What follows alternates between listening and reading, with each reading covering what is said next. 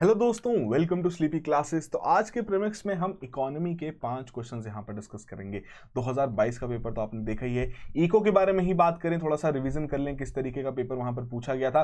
तो काफी conceptual statements वहां पर देखी गई थी, बट एलिमिनेशन मेथड को यूज करते हुए आप उन क्वेश्चंस को डेफिनेटली सॉल्व कर सकते थे। तो 2023 में भी हम यही चीज देखेंगे कि जैसे यूपीएससी ने यहाँ पर लेवल अप किया है, बहुत ही कॉम्प्लेक्स नेचर की स्टेटमेंट्स वहां पर पूछी है, कंसेप्ट बेस्ड क्वेश्चन बहुत सारे थे, तो थोड़ी बहुत आइडियोलॉजी फॉलो करते हुए हम भी थोड़े कंसेप्चुअल नेचर के क्वेश्चंस यहां पर डिस्कस डेफिनेटली करेंगे। और ये जर्नी काफी लंबी होने वाली है 2023 तक की, तो जुड़े रहिएगा इसके साथ। डेली बेसिस पर 5 क्वेश्चन यहां पर डिस्कस करने हैं। शुरुआत करते हैं, बट उससे पहले एक छोटी सी पीस इन्फॉर्मेशन। जितने भी हमारे एस्पिरेंट्स 2023 के लिए यहां तैयारी कर रहे हैं कि जीएस से रिलेटेड जो कोर्सेज स्लीपी क्लासेस द्वारा यहां पर निकाले गए हैं, 3 तरीके के कोर्सेज हैं। एक में आपका कंटेंट दिया जा रहा है, एक में आपका कंटेंट प्लस आंसर इवैल्यूएशन है, और तीसरा है जिसे मैं कहूंगा ब्रह्मास्त्र कोर्स है कि मेंटरशिप भी यहां पर आपको प्रोवाइड की जा रही है। तीनों से रिलेटेड डिटेल्स आपके सामने यहां पर अवेलेबल हैं, कौन कौन सी चीजें किस किस में इंक्लूडेड नहीं है। बट खास बात क्या है इस पूरे कोर्स के बारे में, अगर कंटेंट के बारे में ही बात करूं, कि इसमें जितना भी कंटेंट आपकी कंपाइलेशन यहां की गई है, नंबर ऑफ सोर्सेज को रेफर करते हुए कॉम्प्रिहेंसिव तरीके से यहां पर आपका ये पूरा कंटेंट तैयार किया गया है। इकोनॉमी के बारे में ही बात करें, रमेश सिंह होगी, प्रीलिम्स ओरिएंटेड फैक्ट्स काफी अच्छे वहां पर मेंशन किए होते हैं। उमा कपिला होगी, जहां पर आपको मेन से रिलेटेड काफी अच्छा कंटेंट मिलता है। तो इन सभी चीजों को अमेलगमेट करते हुए ये कंटेंट तैयार किया गया है कि आपको यहां सोर्सेज को चेंज ना करना पड़े, सोर्सेज आपके सामने यहां पर आ जाएं। तो डेफिनेटली इससे रिलेटेड सभी डिटेल्स चेकआउट कीजिए। यदि आपकी कोई क्वेरीज रहे तो हमारा टोल फ्री नंबर तो यहां पर अवेलेबल है ही, और उसी लाइंस पर करंट अफेयर का कोर्सेज भी यहां पर लॉन्च किया गया, क्योंकि काफी इंपॉर्टेंट एस्पेक्ट बन चुका है यूपीएससी की प्रिपरेशन में करंट अफेयर्स। तो उसी के आधार पर दिन के हर वीक में आपको यहां पर 6 लेक्चर्स मिलेंगे डेली बेसिस पर। और इन लेक्चर्स की खास बात क्या है कि यहाँ पर जो आपके करंट अफेयर्स हैं, इन्हें हम प्रीलिम्स ओरिएंटेड डेटा तो यहां पर प्रोवाइड कर ही रहे हैं, बट साथ साथ मेंस एनालिसिस भी कर रहे हैं कि सरकार द्वारा और कौन कौन से इनिशिएटिव्स वहां पर लिए गए हैं, चैलेंजेस क्या फेस कर रहा है ये पर्टिकुलर सेक्टर, जो भी आपका न्यूज में रहेगा। तो पूरे अच्छे तरीके से यूपीएससी लेवल, यूपीएससी को पूरे अच्छे तरीके से क्रैक करने के लिए यहां पर कंटेंट तैयार किया जा रहा है। प्रीलिम स्पेसिफिक नहीं है, मेन स्पेसिफिक नहीं है, यूपीएससी स्पेसिफिक है। और साथ के साथ एक और खास बात कि पीवाईक्यूज की डिस्कशन भी हो रही है। यदि मान लीजिए कोई ऐसा करंट अफेयर है जिससे रिलेटेड पहले भी क्वेश्चन पूछ लिया गया है, या उस पर्टिकुलर सेक्टर से रिलेटेड पहले भी क्वेश्चन वहां पर पूछ लिया गया है, कॉन्सेप्ट से रिलेटेड क्वेश्चन पूछ लिया गया है, तो उसकी भी डिस्कशन यहां पर की जा रही है, दोनों ही prelims as well as mains point of view से। तो डेफिनेटली इसकी डिटेल्स भी हमारी वेबसाइट पे अवेलेबल है। यदि आपकी क्वेरीज रहे तो हमारा टोल फ्री नंबर तो आपके लिए यहां पर उपलब्ध है ही। अब बात करते हैं आज के प्रीलिम्स के बारे में। तो आज के प्रीमिक्स में 5 क्वेश्चन है। पहला क्वेश्चन यहां पर बात हो रही है एक्सचेंज रेट पास थ्रू के बारे में।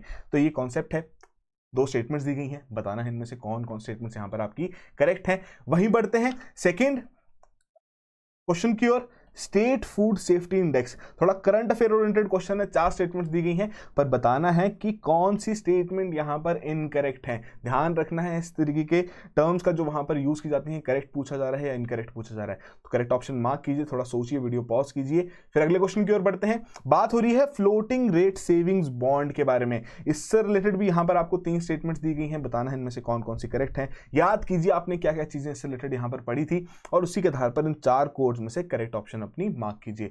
फिर फोर्थ जो आपका क्वेश्चन है, लिक्विड नैनो यूरिया। अब ये भी आपका थोड़ा करंट अफेयर ओरिएंटेड टॉपिक ही है, बट इससे रिलेटेड बहुत ही सिंपल सा फैक्चुअल आपसे यहां पे क्वेश्चन पूछा जा रहा है। तो करेक्ट ऑप्शन यहां पर मार्क कीजिए कि किसके द्वारा लॉन्च किया गया है। फिर वही 5th क्वेश्चन, करेंसी एप्रिसिएशन से रिलेटेड आपसे बात की जा रही है कि इंडियन इकोनॉमी के रिस्पेक्ट में क्या क्या यहां पर आपके इफेक्ट्स माने जा सकते हैं ऑफ द करेंसी एप्रिसिएशन। तो 3 ऑप्शंस हैं, फोर्थ आपकी नन ऑफ द अबव है। अगर आपको लगता है कि इन 3 में से कोई भी नहीं है तो डी ऑप्शन यहां पर आप मार्क कर सकते हैं। तो आई होप आप में से सभी नहीं आराम से वीडियो पॉज करते हुए हर एक क्वेश्चन को मार्क कर लिया होगा।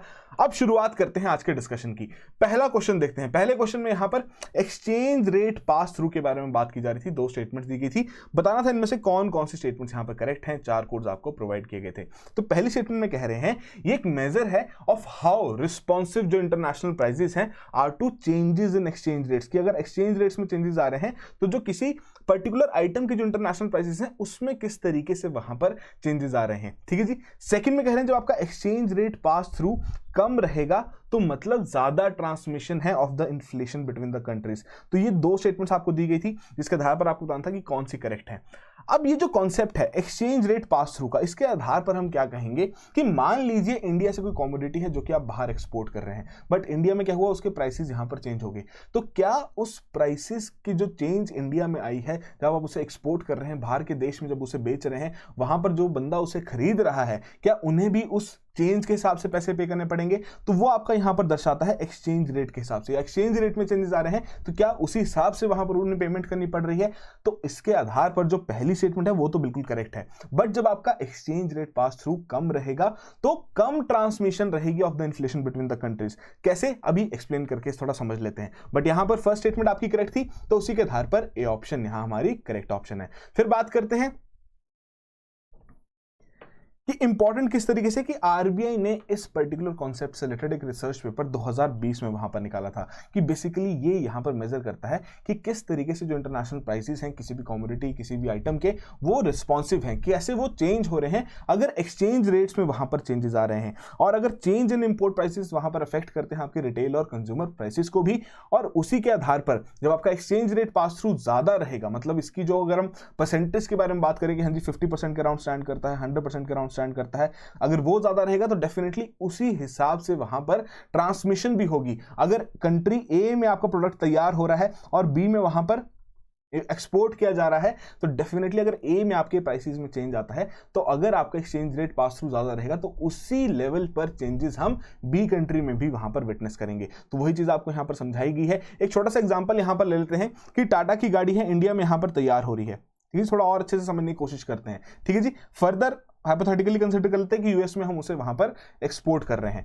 अब यहां मान लेते हैं कि हमारी जो एक्सचेंज रेट है उस हिसाब से अगर हम देखें कि 60 रुपए $1 का यहां पर पड़ रहा है, तो उस हिसाब से अगर हम देखें तो यहां पर आपकी $10,000 की गाड़ी यहां पर खरीदी जा रही है टाटा की। फिर हम बात करते हैं एक और सिनेरियो में कि कुछ समय बाद क्या हुआ कि वही जो एक्सचेंज रेट है यहां पर 50 रुपए हो गया $1 का, कि हमारी जो करेंसी है वो एप्रिशिएट होगी, यहां पर हमारी करेंसी और ज्यादा यहां पर स्ट्रांग होगी। तो उसी के हिसाब से यहां पर क्या रहेगा कि ये आपका $12,000 के हिसाब से यहां पर बिकेगी।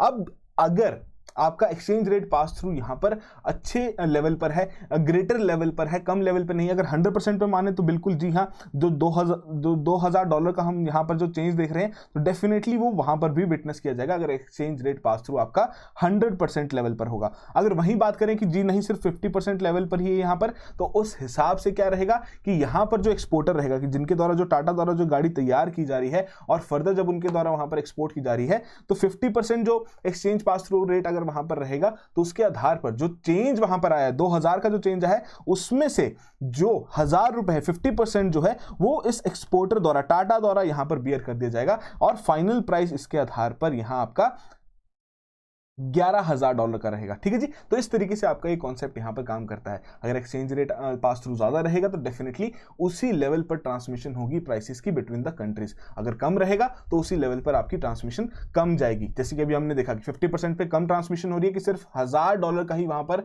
रिफ्लेक्ट हो रहा है चेंज, बट अगर 100% है तो वहां पर $2000 का चेंज वहां पर रिफ्लेक्ट हो रहा है। तो आई होप आपको ये कॉन्सेप्ट समझ में आ गया हो किस तरीके से यहां पर काम करता है। 2020 में इस तरीके का आरबीआई द्वारा रिसर्च पेपर यहां पर तैयार किया गया था, तो उसी से सोचा क्यों ना इस टॉपिक को यहां पर डिस्कस कर लिया जाए। तो आई होप आपने करेक्टली मार्क किया हो, पढ़ा हो इस चीज के बारे में। अगले क्वेश्चन की ओर बढ़ते हैं। स्टेट फूड सेफ्टी इंडेक्स के बारे में यहां पर बात की जा रही है। दी गई थी कुछ स्टेटमेंट्स, बताना था इनमें से कौन कौन से स्टेटमेंट्स यहां पर आपकी इनकरेक्ट हैं।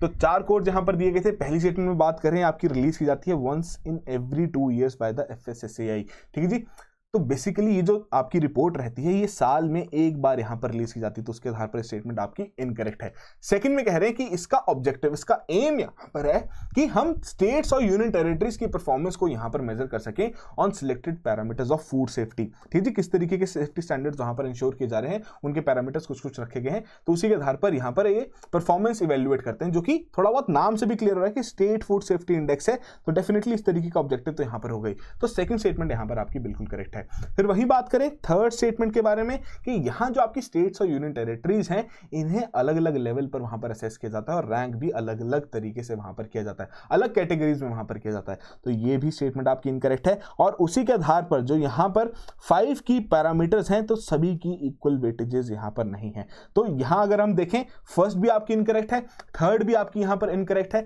और फोर्थ भी इनकरेक्ट है। तो उसी के आधार पर जो हमारी करेक्ट ऑप्शन बनती है वो है बी ऑप्शन की 1, 3 एंड 4 ओनली। ठीक है जी। तो इस तरीके के जो करंट अफेयर्स रहते हैं थोड़ा उसको डीप में पढ़ने की कोशिश कीजिए। यूपीएससी ने 2022 में भी ऐसे बहुत सारे फैक्चुअल नेचर क्वेश्चन वहां पर पूछे हैं, जैसे कि आपकी कोल की ऑर्गेनाइजेशन थी उससे रिलेटेड वहां पर पूछ लिया था। ऑब्जेक्टिव हमारा यही है कि थोड़ा अच्छे से हम एक करंट अफेयर को भी थोड़ा बहुत कवर करें ताकि ऐसे क्वेश्चन आए तो आप डेफिनेटली उन्हें वहां पर अच्छे तरीके से आंसर कर सकें।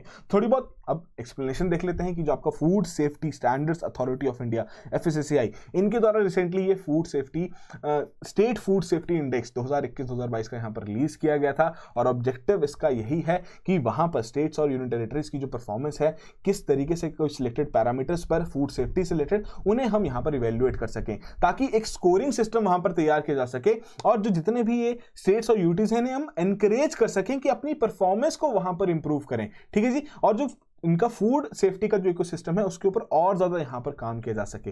तो रिलीज किया जाता है एनुअली फाइनेंशियल ईयर के हिसाब से। उसके अलावा ये जो आपका जून 7 को रिलीज किया गया था वर्ल्ड फूड सेफ्टी डे के दौरान और 4th एडिशन था आपका जो इस बार यहां पर रिलीज किया गया है। 2018-19 में सबसे पहला एडिशन इसका यहां पर रिलीज किया गया था। अब वहीं बात करें कुछ की फाइंडिंग्स के बारे में या किस तरीके से यहां पर रैंकिंग की जाती है तो बेसिकली ये 5 पैरामीटर्स हैं। Human resources and institutional data, compliance level किस तरीके का है, फूड टेस्टिंग वहां पर किस तरीके से की जा रही है, ट्रेनिंग और कैपेसिटी बिल्डिंग क्या है, जो उनका जितने भी स्टेट्स के वहां पर फूड सेफ्टी से रिलेटेड जो उनके स्किल्ड वर्कर्स हैं कैसे उनकी ट्रेनिंग वहां पर हो रही है। उसके अलावा कंज्यूमर एम्पावरमेंट कैसी है, क्या वहां पर लोग इजिली अपने इश्यूज जो हैं वो पहुंचा पा रहे हैं स्टेट फूड बोर्ड के पास या नहीं पहुंचा पा रहे। तो इन सभी चीजों के आधार पर उसकी रैंकिंग वहां पर की जाती है बट सभी की वेटेज यहाँ पर अलग अलग तरीके से रखी गई है। और जो ये यहाँ पर स्टेट्स और यूनियन टेरिटरीज हैं इन्हें एक साथ असेस नहीं किया जाता, ना ही रैंकिंग की जाती है। 3 कैटेगरीज में डिवाइड किया गया है, large states, small states and UTs. ठीक है जी।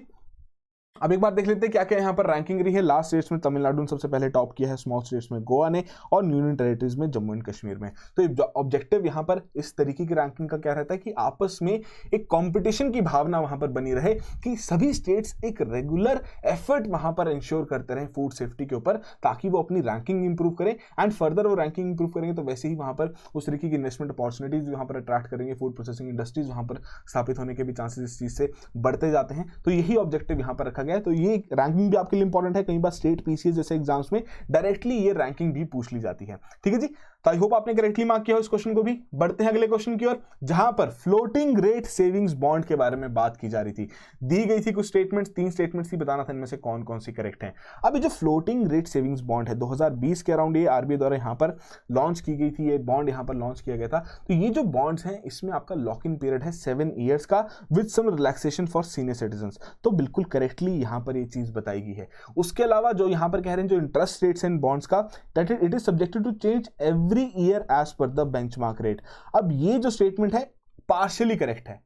हर आपका डेफिनेटली यहां पर चेंज तो होता ही है, नाम से क्लियर हो रहा है फ्लोटिंग रेट है, कांस्टेंट रेट तो यहां पर रहेगा नहीं इन बॉन्ड्स के लिए, बट ये हर साल नहीं हर 6 महीने में वहां पर चेंज किया जाता है। ठीक है जी। तो यहां पर आपकी जो सेकंड स्टेटमेंट है वो इनकरेक्ट होगी और जो थर्ड पे बात की जा रही है कि जो इंटरेस्ट है जो यहां पर जो इंटरेस्ट बॉन्ड होल्डर अर्न करेगा ऑन दीज बॉन्ड्स वो नॉन टैक्सेबल है। तो ये भी स्टेटमेंट इनकरेक्ट है। यहां पर बिल्कुल जिस टैक्स स्लैब पे वो वहां पर लाई करेंगे तो उसी के आधार पर इनके ऊपर उतना ही टैक्स वहां पर इंपोज किया जाएगा। ठीक है जी। तो सिर्फ और सिर्फ फर्स्ट स्टेटमेंट यहां पर करेक्ट थी और उसी के हिसाब से ए ऑप्शन यहां पर हमारी करेक्ट ऑप्शन है। तो बेसिक सी थोड़ी बहुत इंफॉर्मेशन यहां पर देख लेते हैं। वही जो हम कह रहे थे कि 1 जुलाई 2020 को ये लॉन्च की गई थी आपकी taxable floating rate savings bond की जो ये इंट्रोड्यूस किया गया था आरबीआई द्वारा। इंटरेस्ट रेट जो रहते हैं हर 6 महीने में 1 जुलाई और 1 जनवरी को यहां पर चेंज किए जाते हैं, रीसेट किए जाते हैं और उसी के हिसाब से वहां पर इंटरेस्ट पेमेंट्स भी वहां पर की जाती हैं।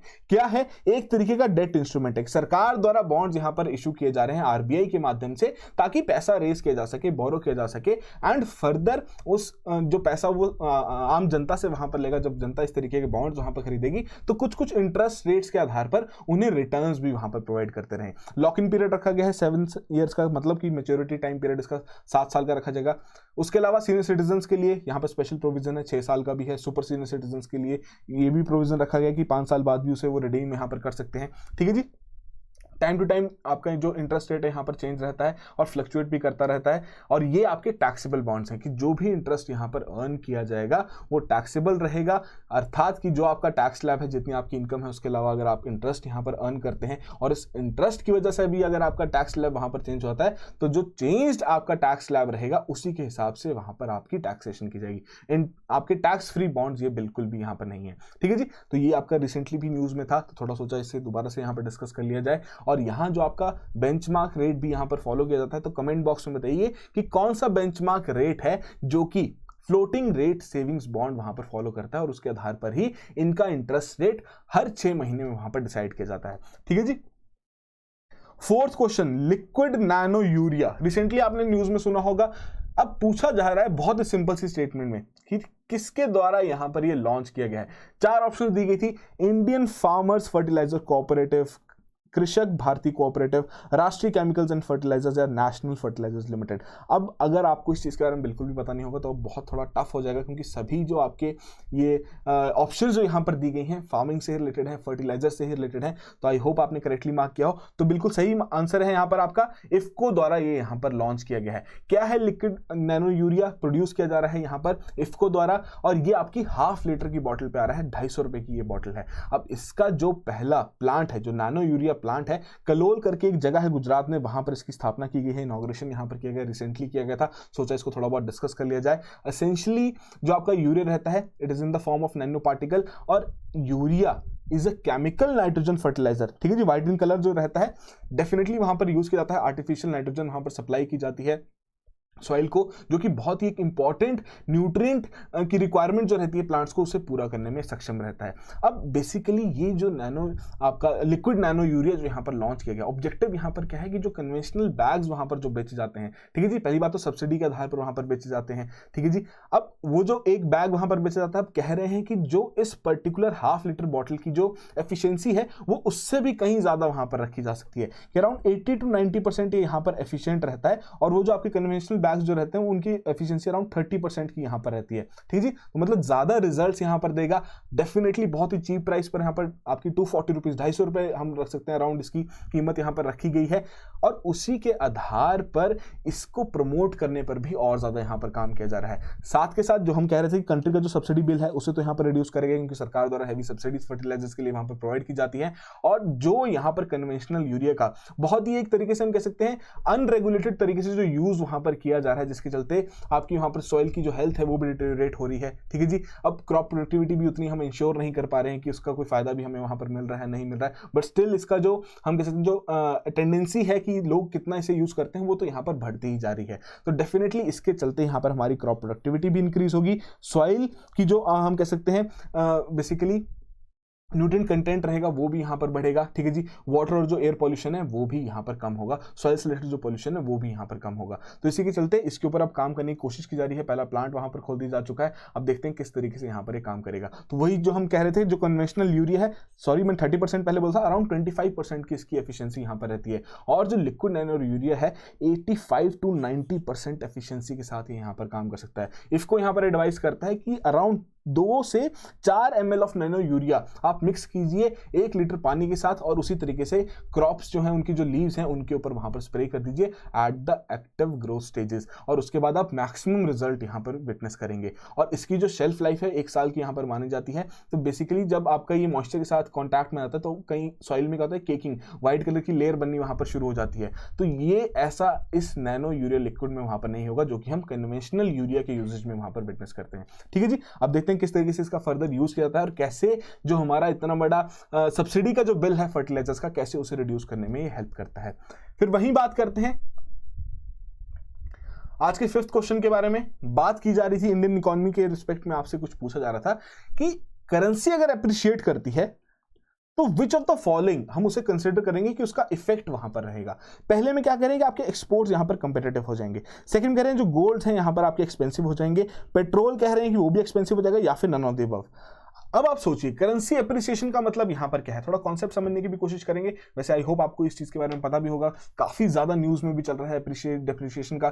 फिलहाल तो जो हमारी करेंसी है वो यहां पर डेप्रिशिएट हो रही है, बट अगर हम कंसिडर करें, एक सिनेरियो है कि जहां पर हमारी करेंसी एप्रिशिएट हो रही है, अर्थात कि अगर आपका 80 रुपीज के अराउंड वो टच करने की कोशिश जो चल रही है, ठीक है जी, डॉलर की डिमांड वहां पर बहुत ज्यादा बढ़ रही है कि अराउंड 80 कुछ समय में यहाँ पर प्रोजेक्शंस भी लगाई जा रही है कि 80 के हिसाब से यहाँ पर टच भी कर जाएगा कि $1 की वैल्यू 80 रुपये वहां पर हो जाएगी।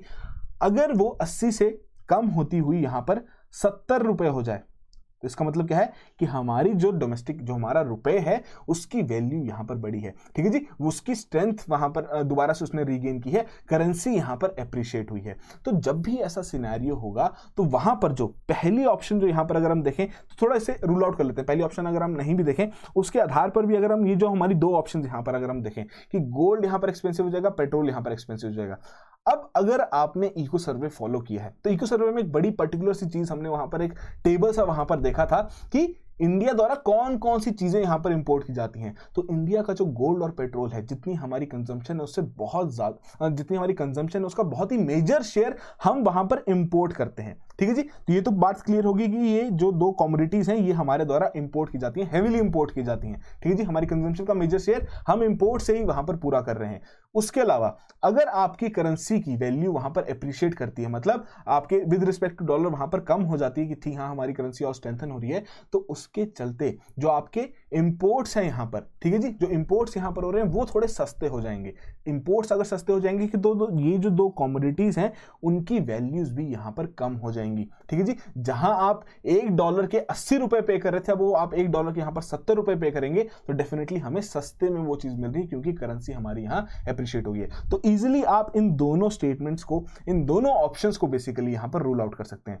फिर वही बात कि अगर इंपोर्ट सस्ते हो रहे हैं तो एक्सपोर्ट्स पे क्या असर पड़ेगा कि डेफिनेटली जो पहले हम 70 रुपए, अगर कोई हमारी कमोडिटी थी जिससे पहले हम 80 रुपए में वहां पर बेचते थे, बाहर $1 में वहां पर बिक रही थी, अब बाहर जो $1 की वैल्यू है, अब जब करेंसी अप्रिशिएट हो चुकी तो वो और ज्यादा हमारे इंडियन कंटेक्स्ट में और ज्यादा कम रुपए की होगी है। तो जब हम 80 रुपए की जब यहां पर वैल्यू निकालेंगे तो $1 से यहां पर ज्यादा आएगी, ठीक है जी। तो डेफिनेटली हमें हमारे एक्सपोर्ट्स के लिए उस कंपटीशन को पूरा करना थोड़ा मुश्किल हो जाएगा। अनकंपेटिटिव नेचर के यहां पर हमारे एक्सपोर्ट्स बन जाएंगे। हमारी जो प्रोडक्शन यहां पर रहेगी वो चाहते हैं बाहर जाकर अपने प्रोडक्ट्स को वहां पर बेचना थोड़े महंगे मिलेंगे। हम जो कहते हैं ना एक्सपोर्ट्स कॉस्टलियर हो जाएंगे, तो उसका मतलब ये रहता है कि एक्सपोर्ट्स यहां पर अनकंपेटिटिव हो जाएंगे कि हालांकि प्रोडक्शन लेवल तो वही है, हम इंडिया के कंटेक्स्ट में बात करें, डोमेस्टिकली अगर बेचना हो तो उसी प्राइस पे बिकेगा, बट यहां पर जो करेंसी की एप्रिसिएशन हुई है, करेंसी हमारी स्ट्रांग हुई है, तो उसके चलते अब जब बाहर वो प्रोडक्ट जाएगा तो बाहर की जो मार्केट है उन्हें वो प्रोडक्ट थोड़ा महंगा लगेगा कि पहले तो हम $1 में यहां पर खरीदते थे,